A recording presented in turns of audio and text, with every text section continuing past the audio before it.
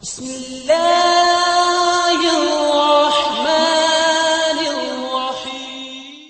آپ صلی اللہ علیہ وسلم نے فرمایا، جس شخص میں یہ تین باتیں ہوں گی وہ ایمان کا مزہ پا لے گا۔ ایک یہ کہ وہ شخص جسے اللہ اور اس کا رسول ان کے ماسو سے زیادہ عزیز ہوں، اور دوسرے یہ کہ جو کسی بندے سے محض اللہ ہی کے لیے محبت کرے، اور تیسری بات یہ کہ جسے اللہ نے کفر سے نجات دی ہو، پھر دوبارہ کفر اختیار کرنے کو وہ ایسا برا سمجھے جیسا آگ میں گر جانے کو برا جانتا ہے۔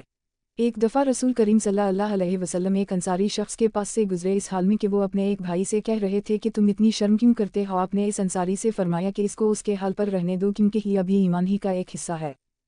رسول اللہ صلی اللہ علیہ وسلم نے فرمایا، مجھے اللہ کی طرف سے حکم دیا گیا ہے کہ لوگوں سے جنگ کروں اس وقت تک کہ وہ اس بات کا اقرار کر لیں کہ اللہ کے سوا کوئی معبود نہیں ہے، اور یہ کہ محمد صلی اللہ علیہ وسلم اللہ کے سچے رسول ہیں، اور نماز ادا کرنے لگیں اور زکوٰۃ دیں۔ جس وقت وہ یہ کرنے لگیں گے تو مجھ سے اپنے جان و مال کو محفوظ کر لیں گے، سوائے اسلام کے حق کے۔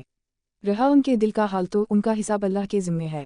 رسول اللہ صلی اللہ علیہ وسلم سے دریافت کیا گیا کہ کون سا عمل سب سے افضل ہے؟ آپ نے فرمایا، اللہ اور اس کے رسول پر ایمان لانا۔ کہا گیا، اس کے بعد کون سا؟ آپ نے فرمایا کہ اللہ کی راہ میں جہاد کرنا۔ کہا گیا، پھر کیا ہے؟ آپ نے فرمایا، حج مبرور۔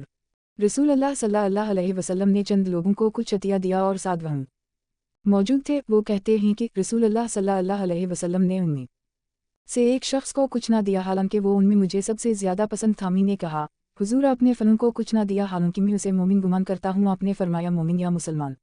میں تھوڑی دیر چپ رہ کر پھر پہلی بات دہرانے لگا۔ حضور صلی اللہ علیہ وسلم نے بھی دوبارہ وہی جواب دیا۔ پھر آپ صلی اللہ علیہ وسلم نے فرمایا کہ ایسا باوجود یہ کہ ایک شخص مجھے زیادہ عزیز ہے، پھر بھی میں اسے نظر انداز کر کے کسی اور دوسرے کو اس خوف کی وجہ سے یہ مال دے دیتا ہوں کہ وہ اپنی کمزوری کی وجہ سے اسلام سے پھر جائے اور اللہ اسے آگ میں ایندھن ڈال دے۔